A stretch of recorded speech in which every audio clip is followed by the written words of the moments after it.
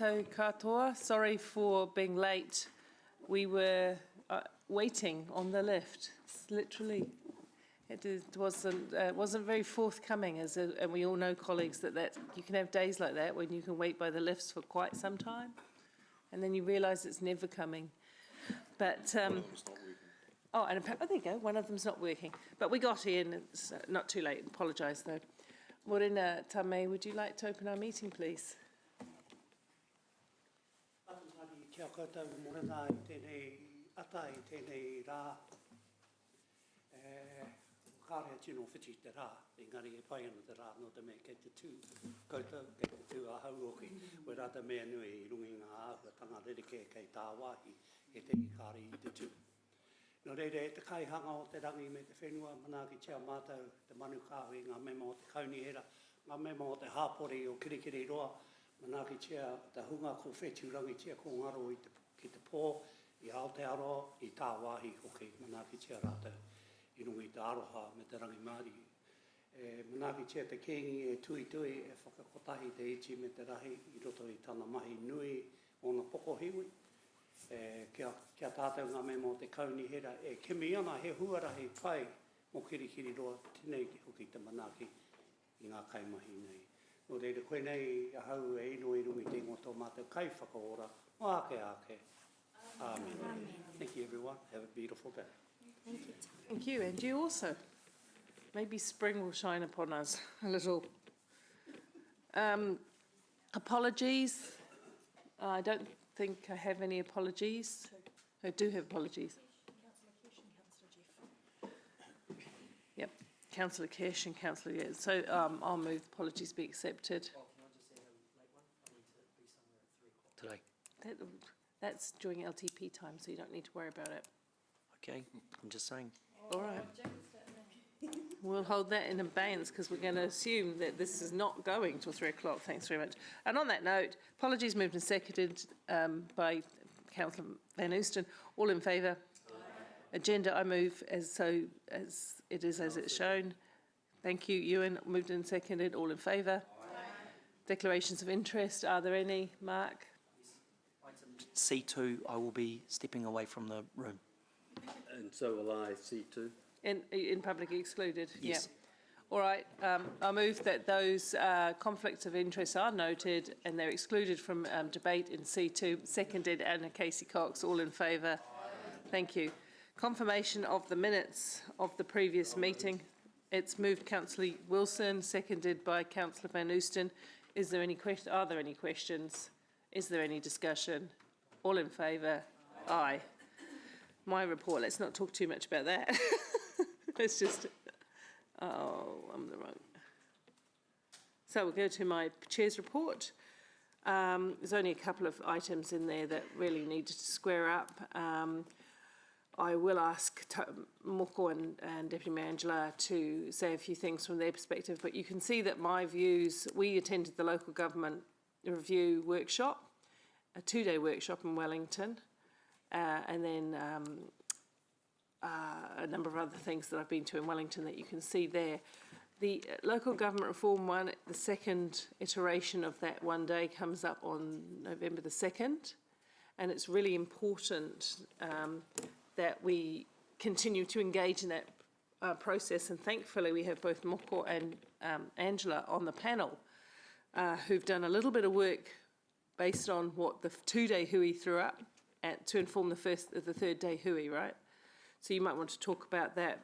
I did come away thinking, in the beginning I thought, gosh, we're all over the place. You know, I wonder how we were going to get this big room of mayors from all around the country to actually all agree on much, because we were looking for areas of consensus, but we did an exercise that actually did show some strands in which local government really do want to lean into, and some things that they see as important, but really much more on the peripheral side of things. So I'm really looking forward to the next workshop. I still think we're never in New Zealand going to get a consensus view of all councils. I think that is aspirational, but we may get strands on which we have consensus, and then we need to find a way of appreciating the differences as well. Because when you think about local government in New Zealand, while we are all connected, we are also diversely different. So we've got to keep that in mind. Any comments from Moko or Angela on that day, please? All of our elected members, you would have had an opportunity to have a read of that final report, and from that final report there were 17 recommendations. The advisory group had then considered or did a bit of a review of those 17 recommendations from the initial panel that put that report together. And then they also provided some feedback around where many of the council's thinking is around those recommendations, and quite a few, and I'm there in my Te Maruata capacity, and so largely representing in that capacity our Māori constituents within local government. And so there were quite a few red dots against Māori, iwi, te tiriti recommendations, and it was a little bit depressing. But anyway, myself and Ange and a few other representatives from around the country had spent some time looking at how we might be able to put together a final suite of recommendations. Down in Wellington, I was expecting to see many of those red dots, but after spending time talking about each of those recommendations, those red dots somewhat lessened quite significantly, and through discussion and debates, people were able to garner a bit more understanding around many of those recommendations.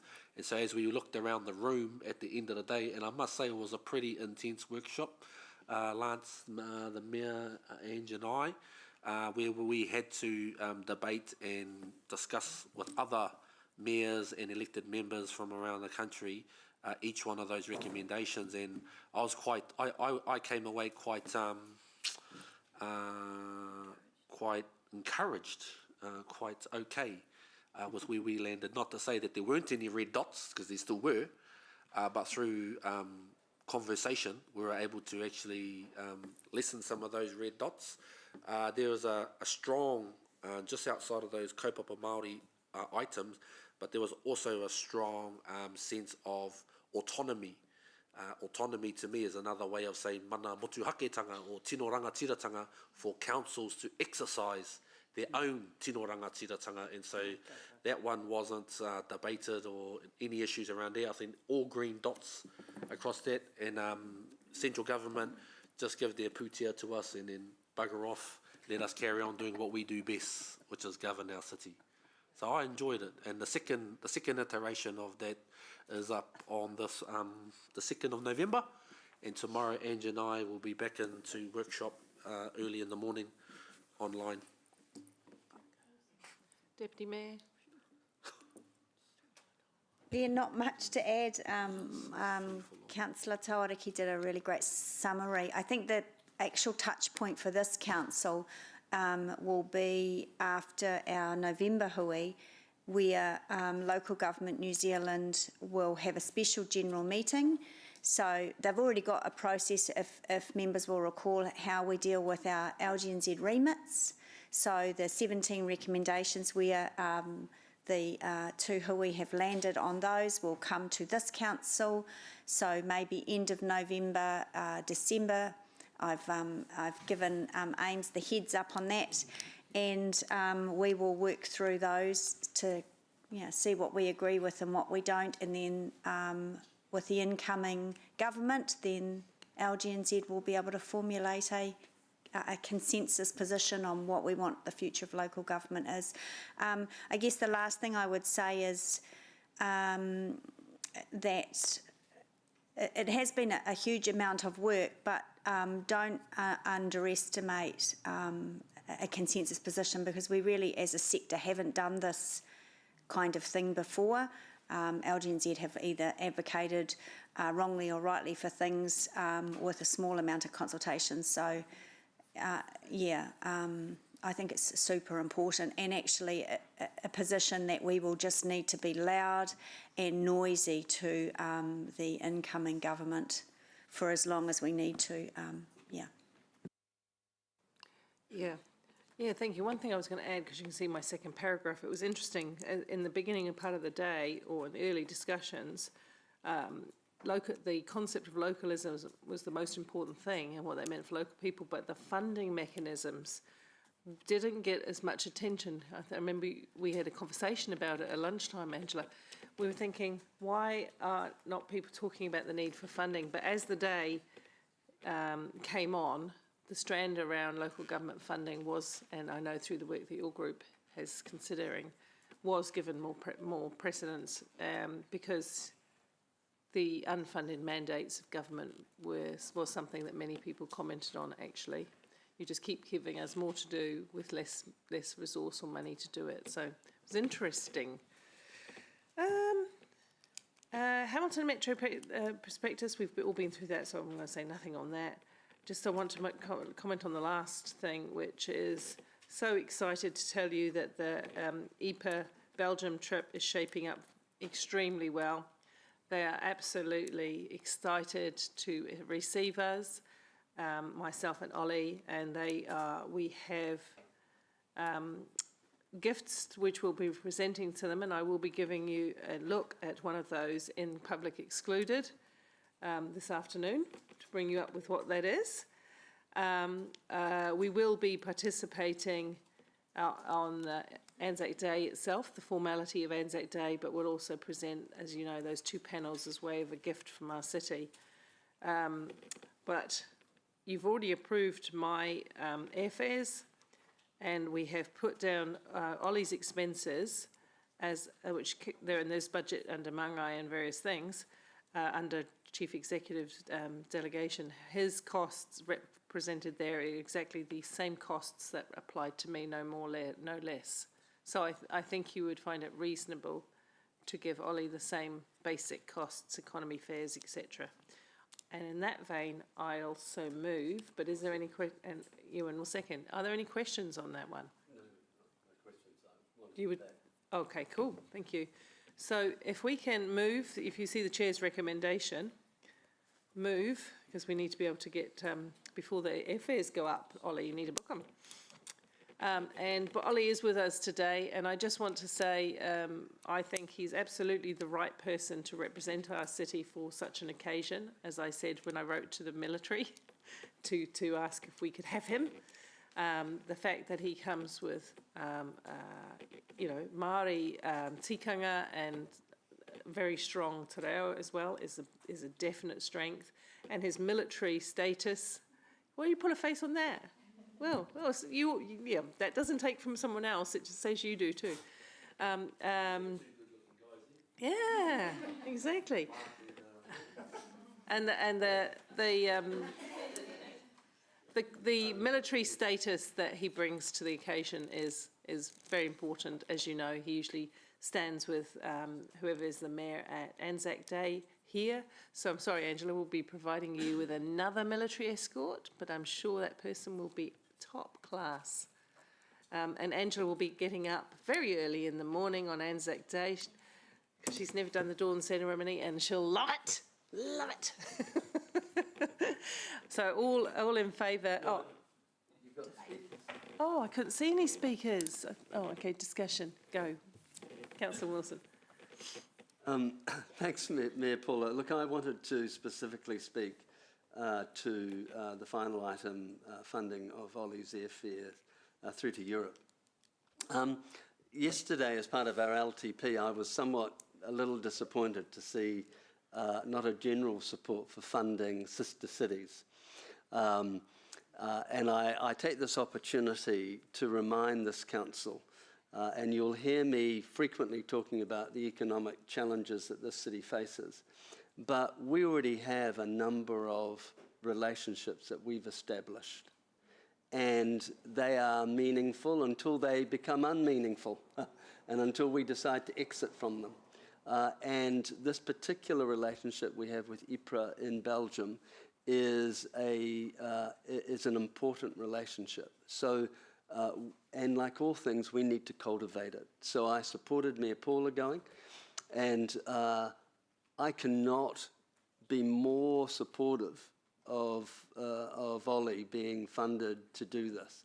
not only is he a lieutenant colonel in our military, not only has he been to Afghanistan during the conflict there, not only is he, does he walk into any room with incredible mana, but of all the people that I would want to be representing and supporting our mayor, Ollie's the man I would choose. So please, this has to be unanimous. And I say to you as elected members, if we have sister cities, fund them, cultivate them, and if you don't want to have sister cities, then let's not have them and let's not fund them. But you can't be in two ways. This is a sensible, appropriate, and definitely should be supported unanimously. Thank you. Thank you. Councillor Tauriki? Yeah, I want to speak to the Future for Local Government part of your report, and thank you very much. It was a very well represented, I thought, hui down in Wellington. I think the key thing for our council to consider when the final suite of recommendations come before us is to take some time to actually read it and read some of the context behind the recommendations that are made when they finally do get back to you. And so whether you've had the opportunity to read it now, I would encourage you to actually go and read that final report now, because I believe there's a lot in it for us and the things that our council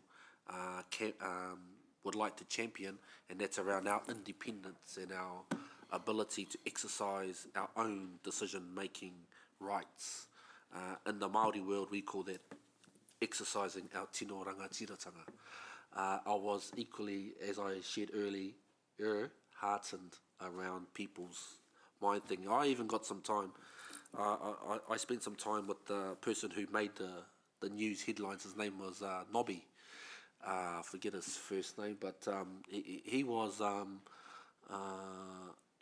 put through the ringers as a racist. He's actually not. I met him and I spent a bit of time together, about an hour, talking, and we both, arrived at a position whereby we were able to respect each other's views. The way and how things come out is the challenge, and I think that is the challenge across many of our councils across the country, which is why I think we don't see the level of Māori participation in this space like we probably should.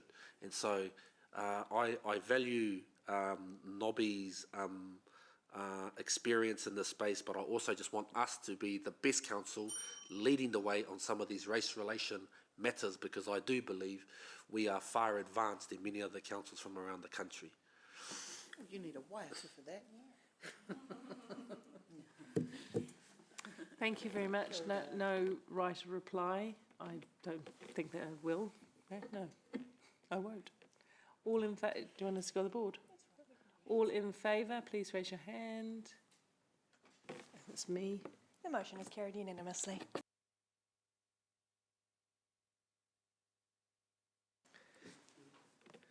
Okay, so that brings us on to the next item, which is the climate future Te Pai Tawhiti o Kirikiri monitoring report. Good morning. Tēnā koutou katoa, ko Charlotte Katma toku ingoa, he Sustainability and Climate Change Manager aho, tēnā tātou katoa. So this is our first monitoring report on the implementation of our climate future Te Pai Tawhiti o Kirikiriroa.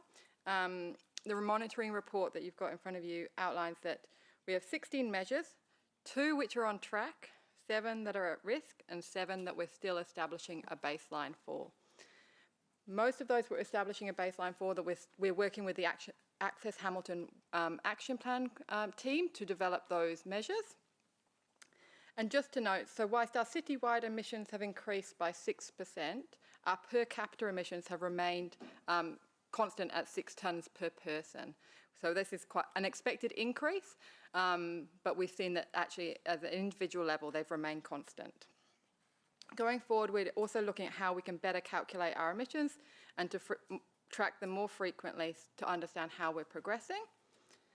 we're also developing a one-pager that we're going to pop on the website and share with stakeholders, which will provide an easier to understand summary of how we're tracking. And then also, just not covered in this report because it was released yesterday, the Ministry put out a report called Our Atmosphere and Climate 2023. It's actually a really sobering read.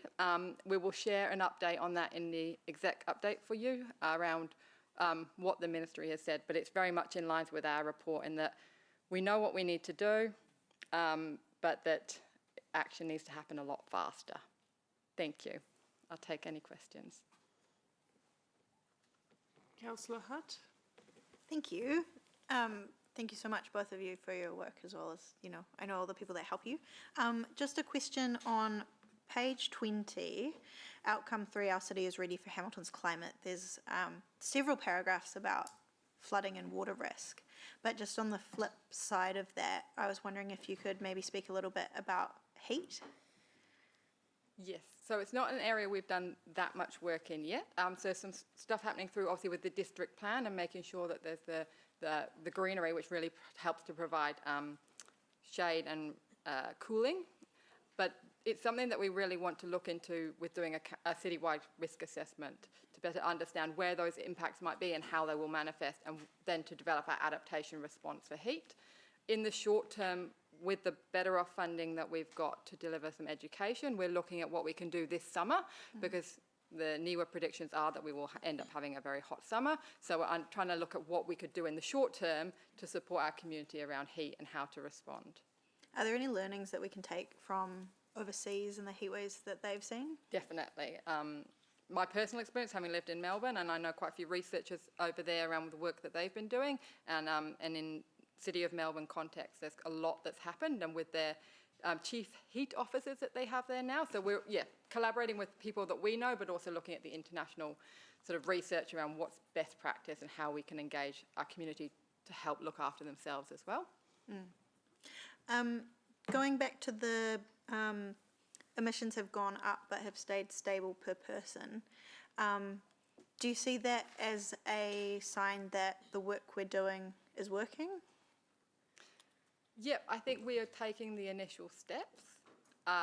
We have the target in the strategy that by 2025 our emissions should peak at the very latest, and so that target was put in there because we knew that it was going to take time with the growth that we're seeing as well before we would see that downturn in emissions. So that the work is starting, but to really see that shift with the growth, our recommendation is that it would need to increase in line with the expectations of what's in the emissions reduction plan from central government and the targets that they have in there, especially around VKT, vehicle kilometres travelled. And just a final question. Looking at how many are amber, what is your thoughts on the most strategic or the most critical ones to make sure we're moving out of the amber ranking and into a more on track, definitely funded well rating? That's a very challenging question. I'm so sorry. You can say all of them if... I mean, I think that that's the response, and when we share with you the Our Atmosphere and Climate Report findings, that's exactly what it says, is that we know the things we need to do now, and that any change we can make, both for mitigation and adaptation, will make a big difference, and so we need to be investing in both. So it's very hard to say we need to do one or the other. Yeah. When we look at the international change that's happening, it's not likely that we're going to stay below the 2 degrees that our Atmosphere and Climate Report says. It's very highly likely that we won't. Therefore, we need to be preparing our community for that, but also for that transition to the low carbon future. Cool, thank you.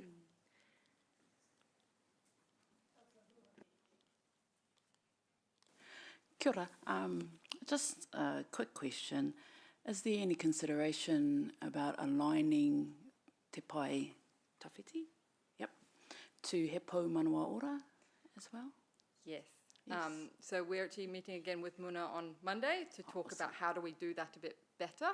I think both of us have been trying to work in our work programs and deliver quickly, and definitely there's alignment that we need to be drawing closer, and one of the areas we're really thinking about this is in the Better Off funding work that we've got this year around climate change partnerships with the new recruit we have in that space, and then also with our risk assessment work. So we've spoken with Waikato Tainui in the past about wanting to collaborate and partner on that piece of work. We think that's a really important one for us to do in collaboration. So yeah, definitely think there's that opportunity. Awesome, kia ora. Any further questions?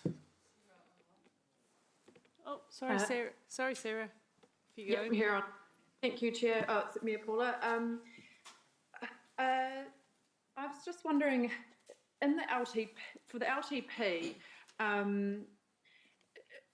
there seems to be lots of pieces or projects or funding lines that we have available to consider that would, I guess, contribute toward resilience and increasing resilience, but there isn't. I'm wondering, could we have some kind of suite of resilience projects or recommendations of things that would have the greatest impact in terms of addressing flooding and other extreme weather risks that we face? Yes. I'm just looking to Blair because he's leading on with LTP. Yeah, Councillor Sarah, helpfully Charlotte and Poppy and the team have been working with my team to provide a climate sustainability lens across our projects initiatives. So that information is available on the individual project forms. We would need to go away and do a bit of work to kind of sort that and assemble that in a way that is requested, but there is that information there. Okay, I would find it really helpful to actually have a grouping of projects that you would recommend that either in the base budget or not, but that in particular would, you think, be critical for improving resilience. Yeah, I mean, as we've discussed, the issue of preparing for things like flooding is top of mind at the moment, but it's a bit hard to pick them out one by one and then judge what would be the most effective or important ones, even though they are, it is noted in the descriptions that, what those, I guess, impact of those projects and things would be. Look, I think I can have a chat to Charlotte and Poppy afterwards just to see, and really be working with Chris Allen's team to potentially just put another lens to that capital program to give you that visibility, Councillor Sarah. Yeah, and it would be and capital really, both of them as a holistic view. Yeah, thank you, Blair. Oh, lots of more have popped up. Councillor Van Oosten. Thank you. Excellent work, and I guess must be a bit disheartening seeing the amber lights, but it's a good messaging behind that. And in our climate future, we trust. The one-pager sounds like a really great way to be able to put it into easily understandable and succinct way to get that information. You'll be putting that on the website, available for the public. How can we also balance that with actions that residents can take in the space that they've got control over without feeling overwhelmed or disheartened? So through the Better Off funding, we have some budget that we've set aside this year to do an education program. So we're just starting to work internally with who's doing what across council already, because there's a lot of actions that are happening that working with the community that are climate related that we don't always talk about as climate. So we're trying to bring together a suite of actions that we can then go and talk to community about and say that there's a lot that you can do within your personal everyday to help you feel that you're addressing climate as well. So yeah, we haven't got a lot there right now, but we're building it over the next couple of months. You'll see a big change in terms of what we're doing in that space. Thank you. I think that's probably something that I'll look forward to seeing. Kia ora. Councillor Case-Cox. Kia ora, thank you. Thank you also for drawing our attention to the report that was released yesterday. I haven't read it fully, but the few points that are in it related to the importance of biodiversity and you know, our climate adaptation. So I guess I'm just wondering, in terms of that, do you feel that our community has a good understanding of the importance of wetlands and those sorts of spaces in adaptation? We haven't really got evidence to say yes or no in that regard. We haven't really surveyed to say, yep, we understand that. But from our engagement that we've done and from others, I think that's an area that definitely could be improved. We say that our climate literacy in Hamilton isn't widespread and really good at the moment, and that's something that we really want to work on. As I was saying, through the education, it's not just about the actions you specifically need to take, but what are the responses that we need to do as a council as well, and to support those types of initiatives and those types of responses. So there could be some quite good collaborations with a lot of organisations who have those expertise, eh? Definitely. Yeah. Thank you. Councillor Donovan? Oh, thank you, Mayor Paula. Just a quick one from me. Page 28, and thank you for your report. It's very good. The mention of the Quality of Life Pulse survey, and a lot of the data is delivered to us in percentage changes. Where would I find the actual number? They're all on our website. We can circulate the link for that to you if you would like afterwards. Yeah, yeah. So on the website, we've got all our quality of life results Oh, yeah. on the council website. Yeah. So is it okay to ask, and this might be more of a process question around, because having been in sales myself, I know how to deliver figures to cut them and make them deliver a really good story. It'd be nice just to maybe have a quick snapshot of actual quantitative number that was surveyed. Yeah, I saw the survey and how many people. Yeah, no problem. We can include that going forward. No, I love the work you're doing, so thank you very much. Thank you. Thank you for the report. Work in progress. For possibly another 20 decades, it will be work in progress, but, you know. Who would like to move that the report be received? Councillor Moko, and in seconder, Councillor Louise, thank you. And that means you can go into debate if you wish.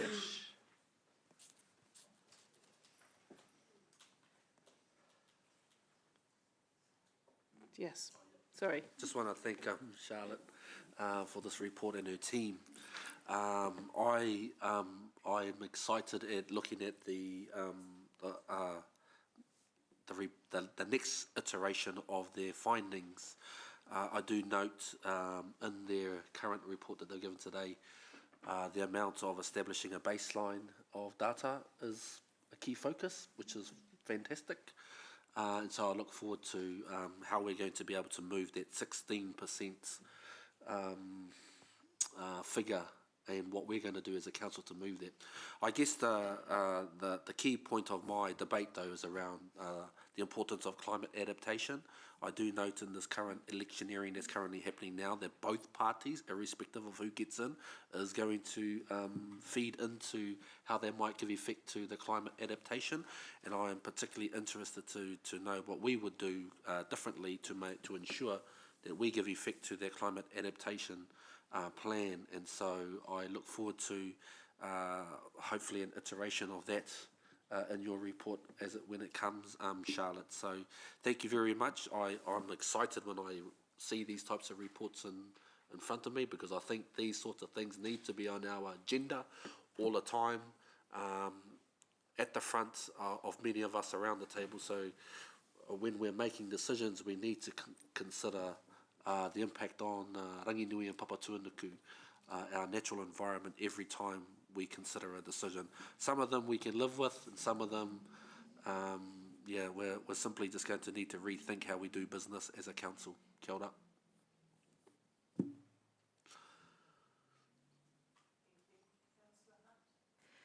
Thank you.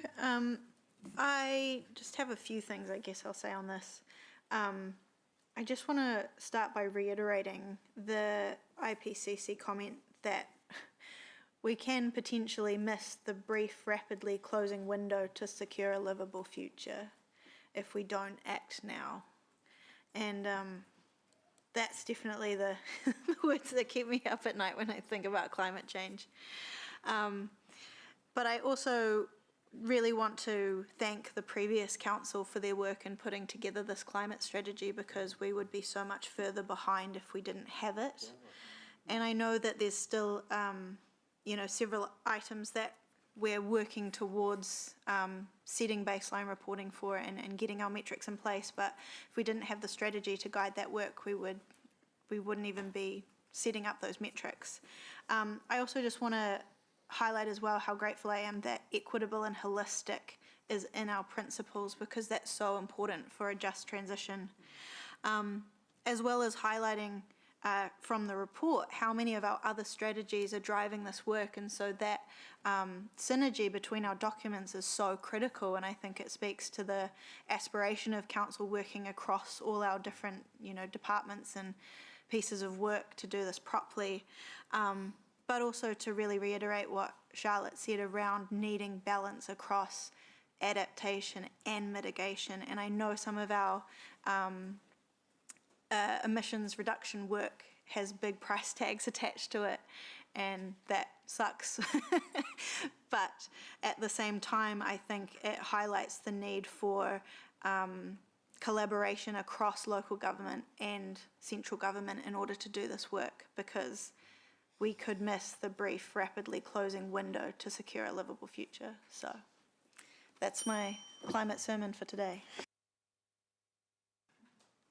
Deputy Mayor. Yeah, thank you. Thanks to the staff for all their work on the first annual report on the strategy, and there's no way that I could be as eloquent as Councillor Hutt in this space. And I remember Councillor Thompson and Councillor Hutt being here with a chamber full of students and talking about climate change. And I think I mean, it is a generational thing, and we need to acknowledge that and not be afraid of that. But that's really where my journey through this started. So being on the working group that Councillor Hutt leads is really interesting to me, and I really value that journey that I've taken. I don't think that, no, I don't think. I know we can't stop momentum on this, and I know that we are faced with some difficult decisions coming up in the LTP, but we must give the appropriate funding, not only to this strategy, but to the outcomes that we want for the future of our city and for future generations, because this is not about us right now. This is about future generations, and the Stevies and the Emmys and all of the mokopuna that some elected members have, and children and stuff as well. So I just, I don't want to see the amazing work and the trajectory that this council has taken slow down, because we can't afford to slow down. Thank you. Thank you. Councillor Bidder. Thank you, Mayor Paula. If I was into signalling my virtue, I would have bored you to tears with lectures about my green credentials being the best of anyone in this building. But it's not a competition, and I have an unfair advantage of economics and age over the admirable enthusiasm of my younger colleagues. I can do more because I own more businesses and land. I have done more because, as this grey hair shows, I've been doing it for longer. The benefit of this grey hair is not just George Clooney good looks, it is experience. Today it's more of a frustration. The goal stated in this report of citywide emissions cuts of 50% by 2030 requires a level of social engineering and interference in the daily lives of our citizens comparable to Cuba, with the economic outcome of Venezuela. Carbon neutral by 2050 will put us on a par with North Korea. Don't take this as a criticism, take it more as friendly advice. Don't set yourself up for failure. The scope of this report was decided in the previous term, and unfortunately this report is out of date because the scope is out of date. That's not a staff error, this is a council issue. The first half of this year showed us the need for the city to focus on resilience, primarily for flooding. I'm glad the terms like adaptation has been used by my colleagues. As a region, we need to focus on food production to help others, which means the city needs to do its part by working on food processing and how to get the food to the countries that need it. This is how we think globally and act locally. I recommend we decline receiving the report so we can revise the scope in a future meeting to help the staff actually succeed. Thank you. Councillor Pike. Thank you, Mayor. Yeah, thank you again to the team for their great work on this and the people behind them. I appreciate we have a while to go, and setting up the baseline figures is a really important step in understanding where we're at and where we need to go. Just a quick observation on the increased flooding events. I think this highlights the importance that we as a city are not complacent in thinking that we are a safe city, and that we need to prepare our city and our community to be able to better respond to these sorts of events as they will continue to come. Yeah, so that's just a brief observation on my part, and thanks to the team again. Thank you. Just anyone else before I make a few comments and go back for... Oh, Anna, go. Oh, Anna and Sarah, and then me, and then Moko. I wasn't going to speak, but I feel compelled to a little now. Just in terms of the kind of change we're looking for, it is transformational, and some people might be hanging on to the world we live in now, and thinking that those ways of doing things, particularly around economic development and growth, need to be retained. But actually that's what's harming us considerably and harming us globally. We need to really consider how we live fundamentally, and I think to reject this report would be a signal that we're not quite understanding the gravity of the situation that we're faced with. So I really resist any suggestion that we're doing it wrong, and I really commend the team that they're working hard to figure this stuff out. It's complex and difficult, but they're coming up with some really great suggestions around how we can transition to a much more sustainable future, and I'm really proud of the work we're doing in this space. Thank you. Thank you. It wasn't me. Thank you. This is, in fact, the start of a journey. Sarah. Hello. Sorry. Sorry. Hard managing people on Zoom. Thank you. So firstly, and when we were putting together the climate strategy last term, we were very clear that in order to get to these targets, we will need both council action and government action. For example, we will need the government to actually pull all the levers that we need to get to 100% or close to 100% renewable energy. So it's not assuming that we're going to do this alone as a city.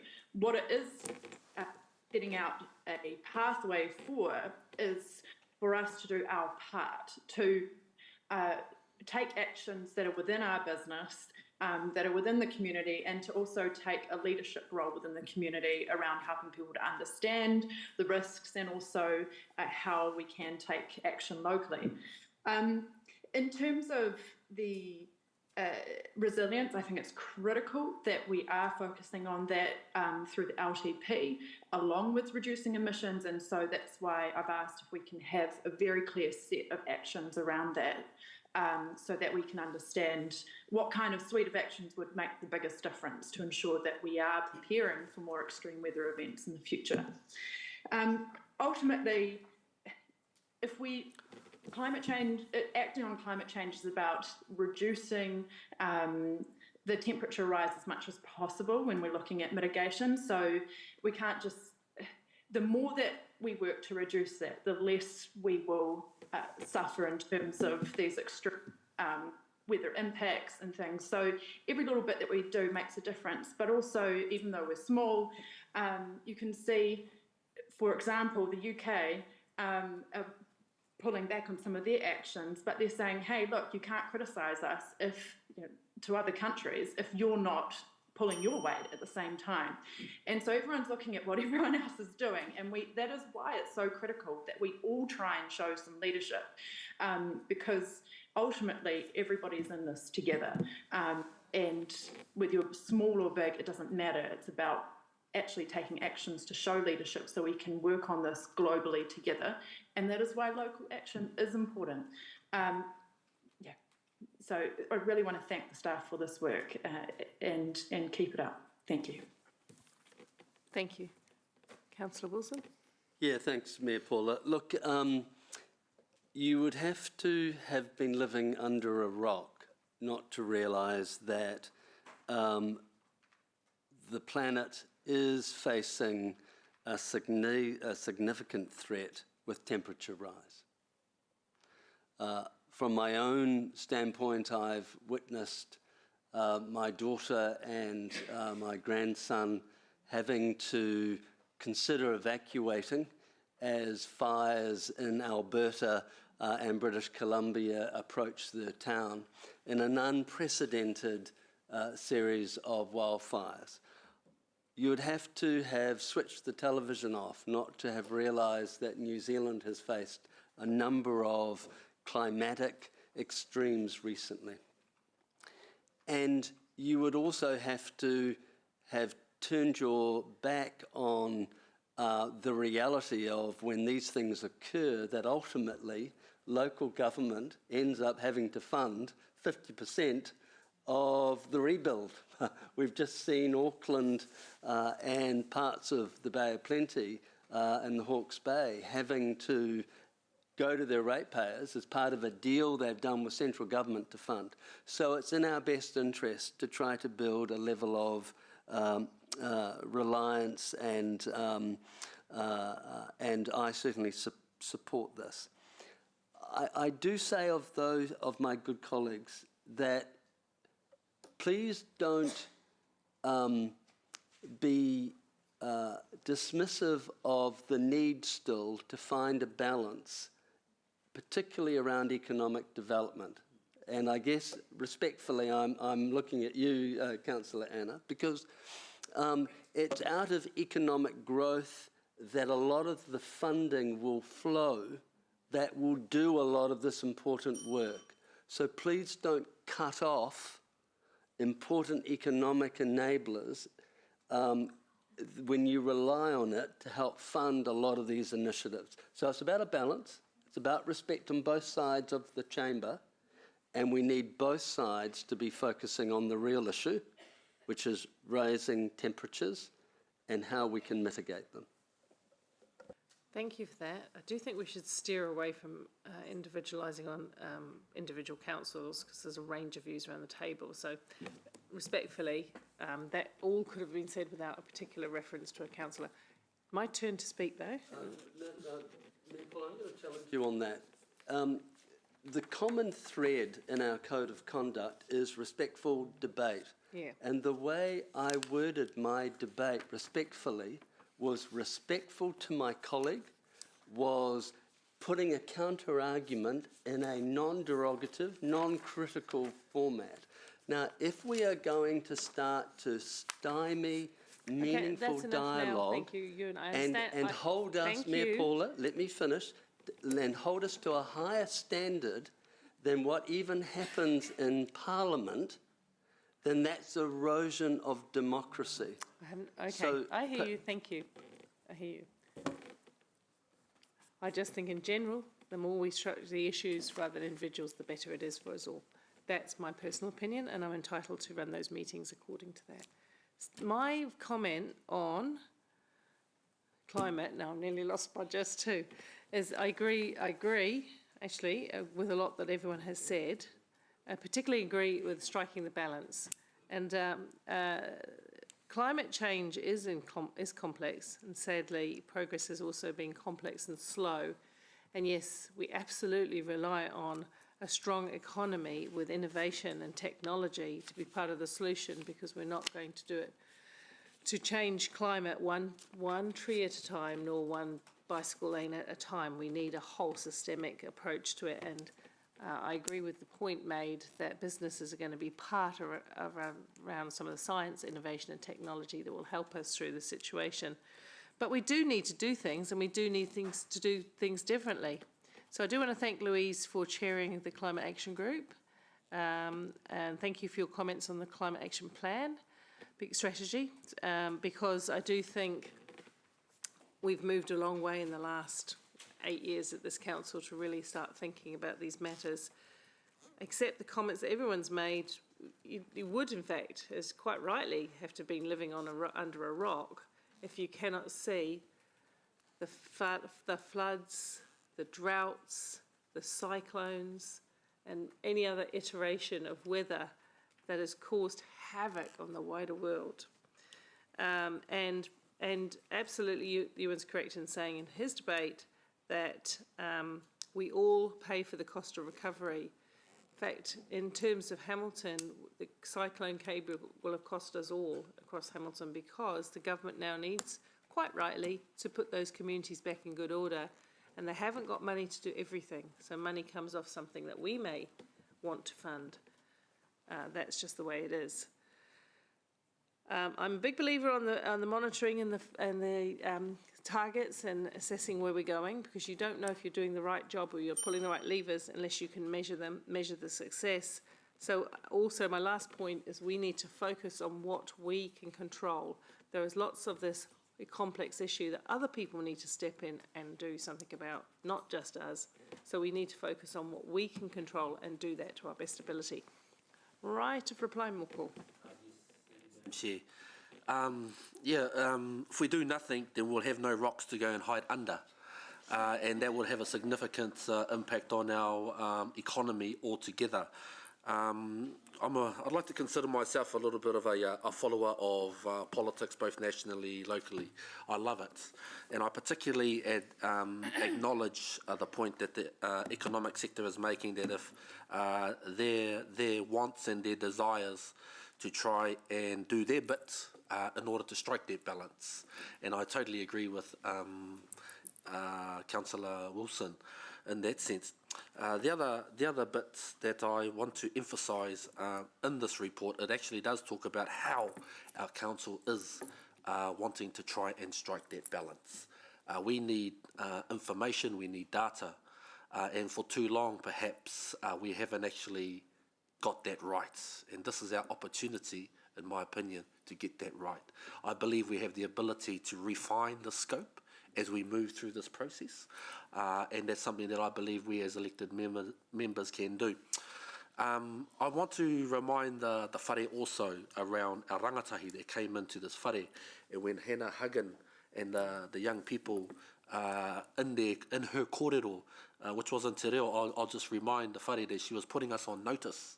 She was putting us on notice, and essentially what she was saying was that we actually need to make sure that the remit of who we're looking after doesn't stretch just into our city, the impacts. We also need to rely on our neighbour councils to do their bit as well. And she named Pirongia Mountain to Taupiri to Pukemoremore, and that's a reflection that I think we should take on board, that we need to make sure that when we speak up for Ranginui and Papatuanuku, that we do that with the thinking of them in the background, so that we don't actually have to have them coming in here and giving us a sermon every time. Yep. Busted. Thank you. That's it. We'll go to the vote on the board, I think. Shall we? Yes, please. Yes, we will. Huh? Yeah. It's not very complicated. It's receiving the report. And hit. But we like to keep our technology active where we can. Exactly. Oh, David. Thank you, staff. The motion is carried, noting Councillor Bida is dissenting. Okay, we'll go through the strategic risk. We'll try and get through these last three things, actually, if with your will, and then have a tea break. that kind of indicates how long I think they may be discussed, potentially or not. Okay, so we're on, oops, I've flicked too far. Strategic risk and resilience, receiving the report. I'm happy to so move. Is there anybody who would like to second? I'll second. Okay, are there any issues? I always like to be helpful. Me too. Particularly for you, Paul. I've moved. Chair Wilson has seconded. Anything you want to add around it, or is there just... No, Mayor Southgate, I was going to take the report as read. It has been discussed at the last Strategic Risk and Assurance Committee meeting. It's really Absolutely just if there are any questions from elected members. It doesn't seem to be. There does not seem to be any questions. I don't feel a strong urge to debate. Do you want to debate, Ewan? All right, let's go to the board, please, on this one.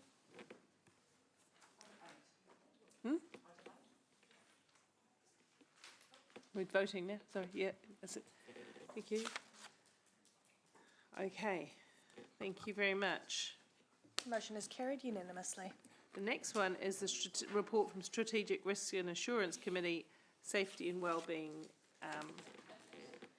Also move.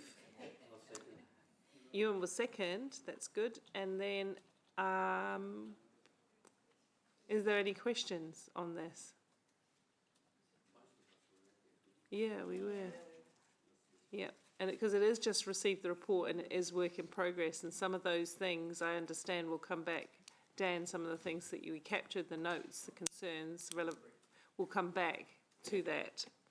Right, so it's been moved, it's been seconded. I don't really need to, I might say quick debate. Just to make, just a note, thank you to the staff for that really good. We're in debate now, so I'm sorry, we don't, unless you had something you needed to say, I did ask. No, nothing further. Okay. Yes, yes. Then I did ask for questions. You've got a question of it, Ewan? No. It's just debate. Okay, thank you. Back as we were. In debate as the mover. Just want to say thank you very much for the excellent workshop and corresponding afternoon meeting out at Te Keti Aronui.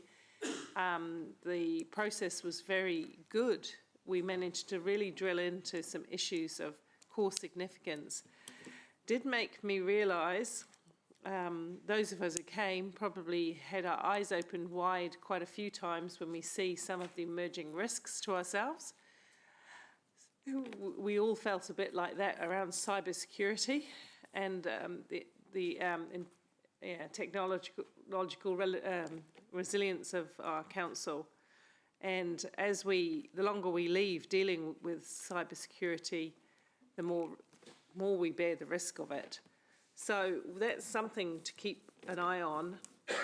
I would like to say what I said then, because it wasn't particularly public at that point in time, but just to put on the record again, to do cybersecurity to the best of our ability, which we know will not be inexpensive, to do really excellent technological innovation that keeps us safe will also not be inexpensive. We need to start working with others. This, to me, David, smacks of an area which a CCO, local shared service, call it what you may, makes absolute sense, because we're just going to be all having to do more and more and more to keep ourselves safe. So that's one thing I wanted to comment on. Thank you for the rest of the team. Calvin, thank you for the work your team do in City Safe. I really think we're tracking on the right direction and have made some critical improvements even over the last 4 years. So thank you very much for that. And that's all I will say. Councillor Wilson. Yeah, thanks, Mayor Paula. I want to make a comment on a subsection of the good work that the Risk and Insurance Committee does, and that is actually a committee that isn't often mentioned, but that's the Safety Governance Committee that this council has. And it operates behind the scenes, and basically it is senior members of the council's management, staff, the unions, and I'm your elected member on that committee. And I want to start to highlight how robust and good some of our health and safety systems and incident reporting is beginning to be. Whether it's our animal control officers that face significant threats every day and have to wear stab-proof vests to do their jobs, whether it's our staff working with chemicals. We work in an organisation that has a lot of risks, and I can assure you that there's a lot of work going on behind the scenes to try to make this place a very safe place to work. And so, although it's a very small part of the broader subject matter that the broader committee deals with, I just want to highlight that this work is going on behind the scenes, and Dan and his team are doing some great work there. So I just want to acknowledge that at this particular juncture. Indeed, thank you.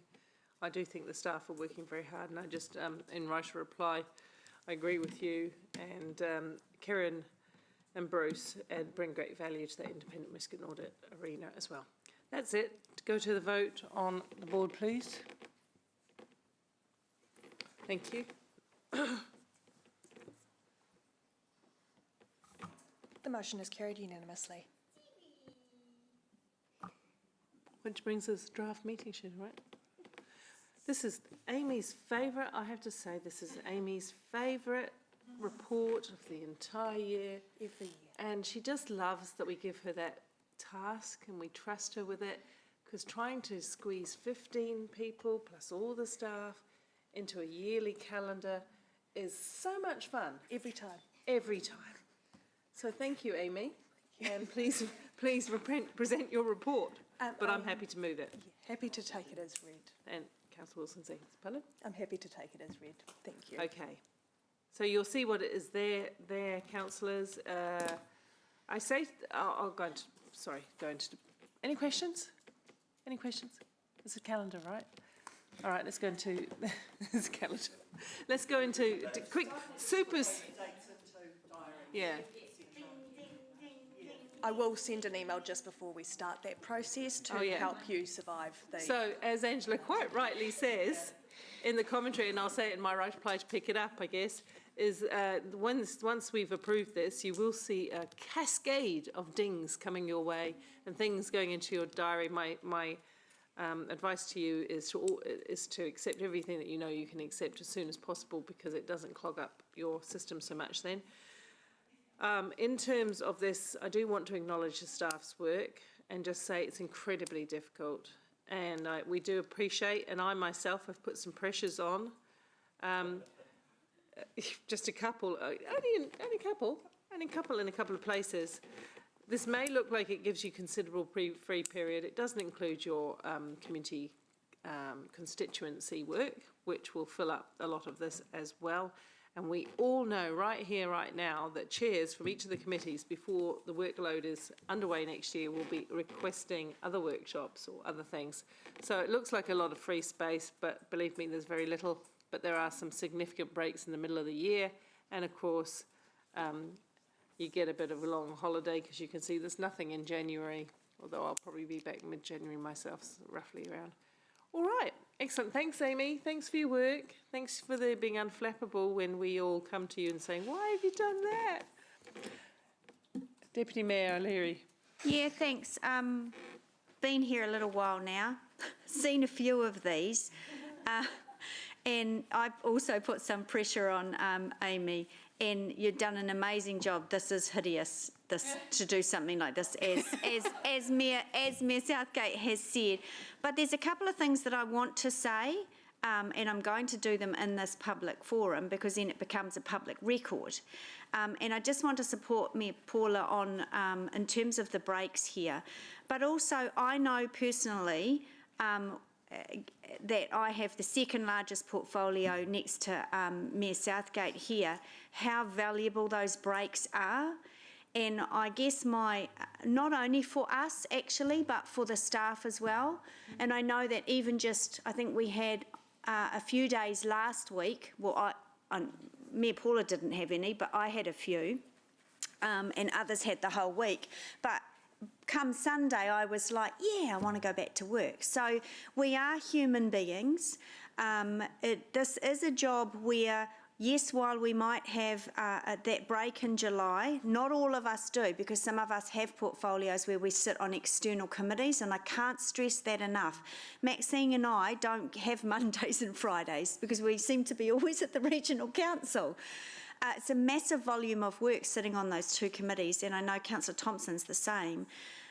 So we need to be cognisant of those members around the table that are chairs, that are large portfolio holders, and also for the staff. And I'm speaking from experience, after LTP and annual plan, we are exhausted, and so is the organisation. And we need to give the staff a break from us, a break from our decision making and the churn that we do. The other thing before, and I know the bell's going to ding on me, that I just want to say is that other than council meetings and committee meetings, I really want to send in, and some people, Councillor Hart is exceptional at starting a meeting on time and ending it on time, and that allows us to build in meetings with our constituency. So for working groups, I just want to send that out there, that if you put in our diaries it's going to be 1 till 2, then I'm walking out the door at 2 o'clock, and it respects staff time. Governance do an amazing job supporting us in our time. So it'd be really great next year going forward that we all have that, whatever we're chairing, and we have that discipline. Yeah. And actually a few more standing up meetings would be good for us as well. I know the staff do that. Agreed. Yeah, let's try some of that. Not a working group, perhaps for an hour. You and I and a couple of others stand up, don't we? Yeah. Councillor Wilson. Yeah, look, I want to say thanks to Amy for all the work that goes on behind the scenes making this a reality. Thank you. I know it's really hard to juggle all of our needs and wants, and so I really appreciate it. I also want to support my good friend, most of the time, Deputy Mayor Angela, in highlighting the fact that as elected members, we all have slightly different roles. There are a lot of elected members who have other jobs, and they're important to be part of this organisation, because the whole premise of a democracy is that they bring that other role to this role. They are a reflection of the community. When you look at council of our size, the mayor is a full-time job in every sense of the word and is remunerated as such. Others who are backbenchers, who have full-time jobs, it's important that they get to participate in democracy. If we want people to run for public office, it shouldn't be that you'd have to give up your other job. So there has to be able to combine. So when I look at the schedule, it's sensible, it's logical, it provides some gaps, and it enables people to have their other career. For chairs of large committees, there's a lot of work. I think we all accept that we all as elected members do things that aren't necessarily reflected in the schedule here. I mean, you won't see my work on the safety committee because it's not in the schedule there. So I think we're all doing the very best that we can to represent our constituents, and the fact that sometimes you see in July we have no formal meetings is not necessarily a reflection of our workload. So well done. Thanks, Amy. Councillor Pike. Thank you, Mayor. I just want to keep it short and just say huge mihi to Amy and the governance team for their work in this, and not only this, but all of us coming to you and with our own little requests around arranging meetings or workshops and from staff as well. So really just want to take the opportunity to thank you all for your hard work and support. Councillor Donovan. Oh, thank you, Mayor Paula. I'd just like to lean in and add my thanks as well. I know that personally, I can be particularly difficult to manage because I can't even manage my own calendar half the time. So I get confused on some dates and things I should go to, and I've said my piece about some of the things that should be included in calendar appointments, but I love the work that you do, Amy, and your team, so thank you very much. Working your calendars out, though, and thank you to Councillor Ewan for reminding us that, you know, some of us do have external jobs out here, and I'd also like to add that I do a lot of work behind the scenes in the sports and recreation area as well, so there's a lot of after-hours work that I'm doing, just to throw that in there. But famous quote that I read recently, and this has helped me with some of my prioritisation, and hopefully it might help some of you as well, is that if I say yes to something, it means I have to say no to something else. And that's what I use now as my guiding principle for when I'm saying yes to certain meetings. Thank you. Thank you, very useful. Lots of really good points that I agree with in my right of reply. Staff do deserve a break, we deserve a break, we need balance.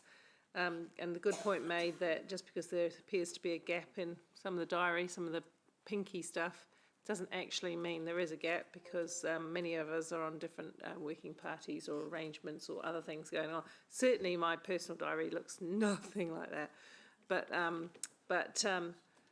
what I would like to say, agree with being on time. Can't say I'm the most perfect at it, Angela.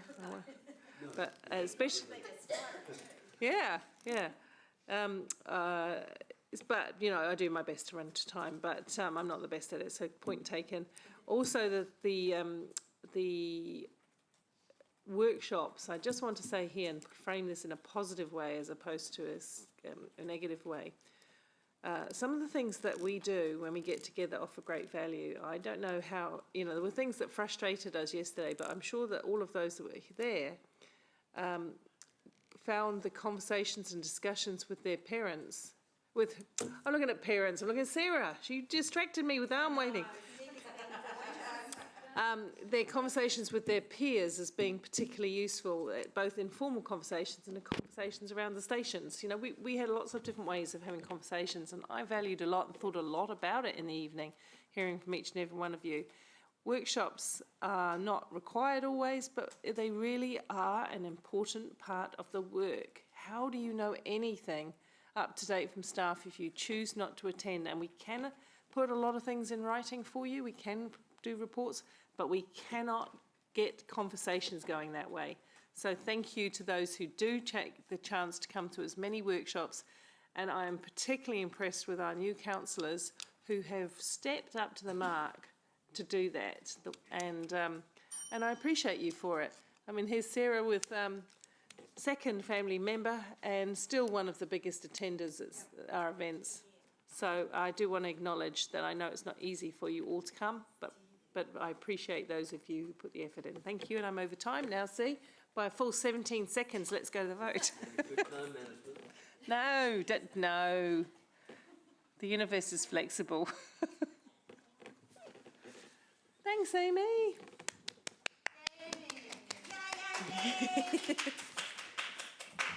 Motion is carried unanimously. Okay. So recommendations from open minutes, and then we're going to have a tea break. I will. Do we have to have people move? So first of all, it's always hard to go through the Economic Development Community. Councillor Wilson, recommendation of the minutes. Yes, I'll move. Who's? I'll second. Mark second. No. You're moving. Mark seconded. Do I have a right of reply? No. You can if you want. I'm letting the chairs do their own portfolios normal. So Ewan's moved, Mark is seconded because he's deputy of chair of that one. All in favour? Aye, and that takes to the Economic Committee. Make sure I don't lose one of these, Amy, because I often do. Infrastructure and Transport Committee, Deputy Mayor. You so move with your seconder. She's so second. She's not here. She is seconded by Louise, thank you. Anything you want to highlight? No? I do not. Good. She's moved. She's seconded. We're all going to say aye. Carried unanimously. Thank you. Strategic Risk and Audit Committee, which I guess comes through me. I'll first it then. So we've just had a big conversation of that. Many of you at the workshop, nothing to say. So we'll go to the vote. All in favour? Carried. Is that the lot? Yes. That's- Could we just resolve to Huh? We'll move into public excluded. It's been moved, it's been seconded. We are now in public excluded. The cameras will take a while to turn off. Meanwhile, we will go